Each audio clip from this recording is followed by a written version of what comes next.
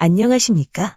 소쿨극장의 재미있고도 기이한 옛날 이야기 시간입니다. 오늘은 거지 총각을 남편으로 고른 여종, 목요일에 이어 두 번째 이야기입니다. 구독과 좋아요, 그리고 알람 설정 부탁드립니다. 재미있고도 좋은 글로 보답하겠습니다. 일어나서 바깥을 내다보니 어느덧 새벽이었다. 잠꼬대를 듣고 놀라서 잠에서 깨어났는지는 몰라도 주인 부부 내외도 벌써 일어나 있었다. 거지는 상체를 바싹 당겨 노인 곁에 다가서서는 부탁했다. 비록 비루먹은 말이기는 하지만 내 말과 이 표주박을 바꾸어 줄 수 없겠습니까? 거지의 말을 들은 주인 늙은이는 펄쩍 뛰었다. 한 푼값도 안 나가는 물건을 준마와 바꾸다니 안 될 말이 왜다. 그냥 가져가라는 노인의 호의를 사양하고 거지는 자기 옷을 벗어 주인 집 벽에다 걸어놓고 더하여 타고 다니던 말도 그 집 문턱에 매놓았다. 그러고는 주인 늙은이의 너덜너덜한 옷을 몸에 걸친 다음 망태기 안에 표주박을 넣어 짊어지고는 그 집을 나섰다. 돈이라고는 땡전 한 푼도 없어 빌어먹으면서 다니다 보니 다시 예전의 거지꼴이 되고 말았다. 힘겹게 천리길을 걸어 한양에 도달한 거지는 무심코 정승집을 향해 가다가 문득 멈춰섰다.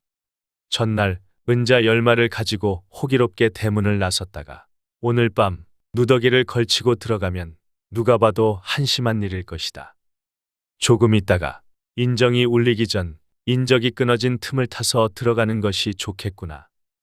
얼마간 기다려 밤이 깊은 다음 발소리를 죽여가며 집에 들어가니 행랑문은 반쯤 닫히고 방문은 꽁꽁 잠겨 있었다. 거지는 숨을 죽이고 어두운 구석에 숨었다. 조금 있으니 여종이 안채에서 나와서는 방문을 열고 들어갔다. 이 인간은 어디로 갔는지 소식도 없는데 저놈의 무심한 인정은 오늘도 오는구나. 사람을 잘못 보아 돌이킬 수 없는 일을 저질렀으니 앞으로 이 일을 도대체 어쩐단 말이냐. 그러나 저러나 밥은 제대로 먹고 다니는지 모르겠구나. 불 꺼진 방에서 여종이 울며 한탄할 때 거지는 가만히 기침 소리를 내어 자기가 왔다는 것을 알렸다. 깜짝 놀란 여종은 나지막하게 비명을 질렀다. 아니, 도대체 이게 누구예요? 누구긴 나요. 어디 갔다가 이제야 나타났습니까? 그러게 말이요. 그나저나 불이나 좀 켜보시오. 촛불 아래서 남편의 꼴을 보니 때 묻은 얼굴에 남루한 옷차림이 옛날보다 곱절이나 더 꾀최추해 보였다. 여종은 아무 소리 없이 문 밖으로 나가더니 저녁상을 차려 들어와서는 신랑의 밥시중을 들었다.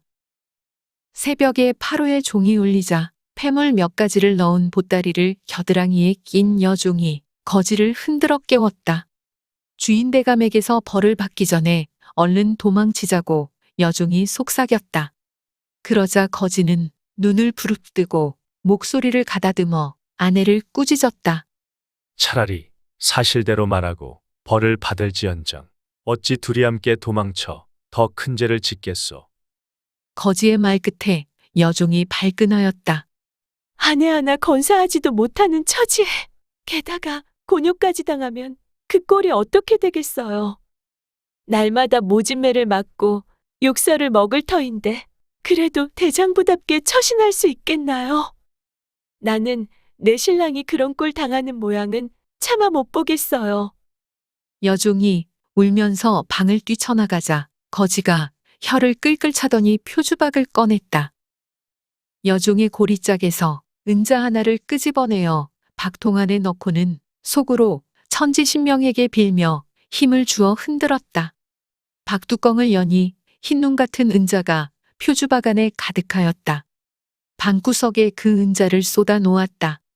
흔들고 또 흔들고 쏟아 놓고 또 쏟아 놓으니 잠깐 사이에 조그만 언덕을 이루었다.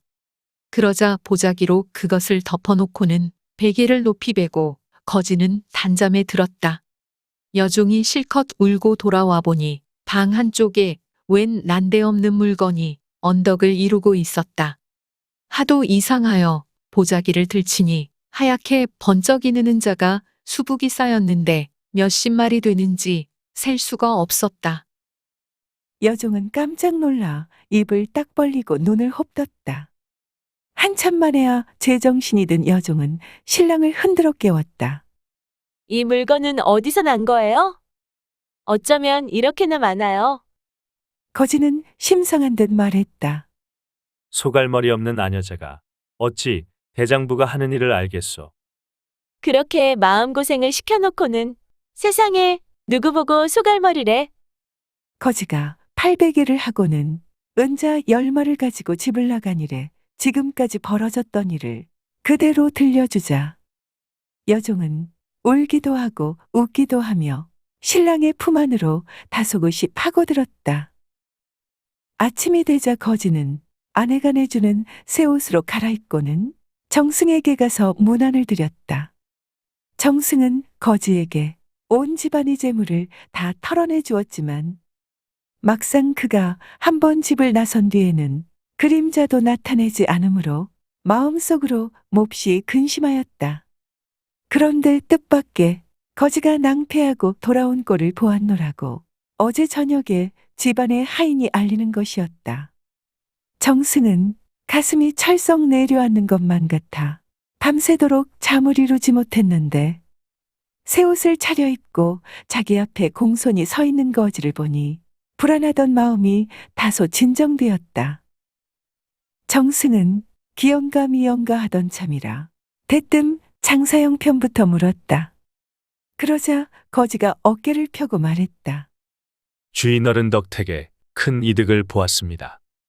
본전 10말에 이자 10말을 더해서 20말 은자를 받아주시면 부모 같은 은덕을 다소나마 갚을 것 같습니다. 내가 너에게 무슨 이자를 받겠느냐? 아예 그런 말은 말고 본전이나 들여놓아라. 그런 말씀 마십시오. 소인을 때려 죽인데도 이자를 들여놓아야만 하겠소이다. 거지는 그 길로 나가더니 은자를 지고 들어와 마당에다 쌓아놓았다. 온 마당이 마치 정월달에 큰 눈이 온 것 같았다. 얼른 보아도 20말은 훨씬 넘어 보였다. 말은 그렇게 했지만 본래 욕심이 많은 사람인지라 정승은 흔연히 받았다. 여종이 또 10마리나 되는 은자를 머리에 이고 들어오더니 대부인에게 바치며 변변치 않은 성의를 받아달라고 하였다. 이때여 수십말 은자를 집안 사람들에게 나누어 주고 하인과 종들에게도 몇십 냥씩 나누어 주었다. 그러자 온 집안의 사람들이 상하 없이 모두 혀를 차며 신랑 잘 얻은 여종의 팔자를 부러워하기 마지 않았다. 정승은 어젯밤 한 하인이 누더기를 걸친 거지를 보았노라고 고해 바친 것은 분명 여종을 헐뜯어한 말이라고 생각하였다. 정승은 그 길로 대부인에게 알렸다. 그 녀석이 여종을 몹시 시기해서 별의별 거짓말을 다 꾸며냈습니다. 비단 옷을 입고 온 사람을 누더기를 걸쳤다고 하고 크게 성공해서 돌아온 사람을 낭패를 보고 돌아왔다고 하니 그 심보가 매우 괘씸합니다. 정승의 말을 들은 대부인이 그 하인을 불러놓고 호되게 꾸짖으면서 내쫓으려 하자 거지가 앞에 나서서 뜯어말렸다. 그날 저녁 거지가 여종에게 말했다. 여보, 이 세상에서 가장 슬픈 것이 무엇인 줄 아시오? 글쎄, 나는 당신이 은자 10말을 가지고 나가서는 소식이 없을 때가 제일 슬펐습니다.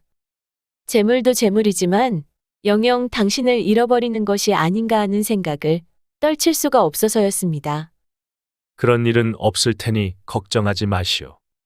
당신은 내 유일한 가족이오. 살아도 같이 살고 죽어도 같이 죽을 것이오. 그렇다면 당신은 무엇이 세상에서 가장 슬픈 일입니까? 내가 생각하기에 세상에서 가장 슬픈 것은 춥고 배고픈 것이오. 여종이 남편의 심중을 알아차리고는 싱긋 웃으며 선수를 쳤다. 당신과 내가 힘을 합쳐 우리가 할 수 있는 데까지 그 슬픔을 없애보면 어떨까요? 당신이 그런 소리 할 줄 알았소.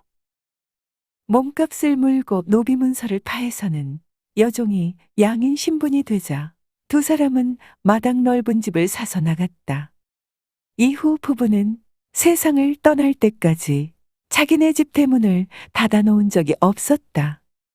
남편은 매일 저작거리에 나가 헌옷을 사들여서는 마당에 가득 쌓아놓은 다음 찾아오는 거지들에게 주었고, 아내는 매일 더운 밥을 해서는 하루 세끼 찾아오는 거지들을 배불리 먹였다. 부부는 늙도록 거지를 먹이고 거지를 입히며 그렇게 살았다. 자식도 많이 두었는데 그 가운데는 벼슬길에 나아간 자식도 있었다. 표주박은 3년이 지난 뒤 천지신명에게 고맙다는 죄를 지내고는 시킨 대로 동작나루에 던졌다고 한다. 들어주셔서 고맙습니다. 용어 풀어올리겠습니다. 비루먹다는 개나 말 따위가 피부가 헐어서 털이 빠지고 이런 현상이 차차 온몸에 번지는 병에 걸리는 것입니다. 인정은 조선시대에 밤의 통행을 금지하기 위하여 종을 치던 일을 말합니다. 매일 일경 3점에 28번을 쳤는데 이에 따라 성문을 닫았다고 합니다. 파루는 조선시대 한양에서 통행 금지를 해제하고 성문을 열기 위하여 종각의 종을 33번 치던 일을 말합니다. 오경 3점에 쳤다고 합니다.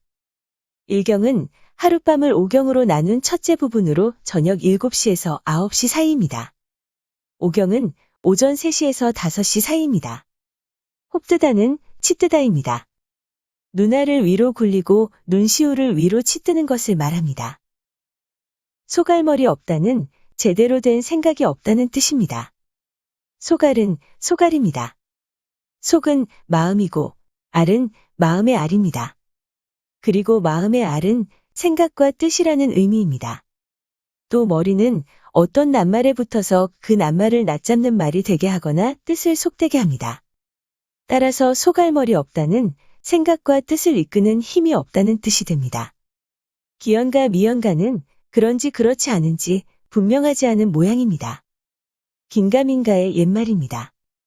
기연가 미연가는 한자 기연미연에서 온 단어인데 19세기 이후 축약되어 긴가민가로 변했습니다. 참고문헌 및 자료 출처 소개에 올리겠습니다. 저자미상의 파수편이 모본입니다. 여기서는 인매등이 쓰고 북한의 국문학자 김세민 선생이 옮긴 내시의 아내를 빌렸습니다. 한국민족문화 대백과사전, 한국학중앙연구원의 기사와 사진을 빌렸습니다. 다음 블로그, 독수리의 조선시대 한강의 수로교통에서 그림을 빌렸습니다. 운하영 선생의 책, 흑요석이 그리는 한복 이야기에서 그림을 빌렸습니다. 위키백과와 나무위키의 기사와 사진을 빌렸습니다.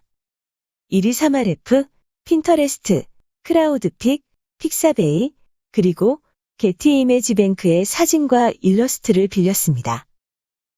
소우쿨 극장은 일주일에 3번, 매주 화요일, 목요일, 그리고 토요일 오전 10시에 이야기를 올립니다. 고맙습니다. 다음에 만날 때까지 안녕히 계셔요.